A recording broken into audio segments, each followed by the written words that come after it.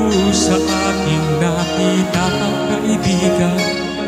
Ang mga kabataan sa Negros ay gumagamit ng ganyan. Hindi sila kumakain, di rin sila natutulog. May mga nababaliw dahil sa drugas na yan. Huwag mong subukan, masisira ang buhay mo.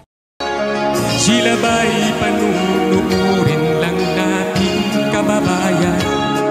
Kabayaan bang sila mababaliw na tuluyan? Alam kong marami pang matitinong mamamayan. Paano masabi? Ang mga puso natin buksan, sila ay tulungan.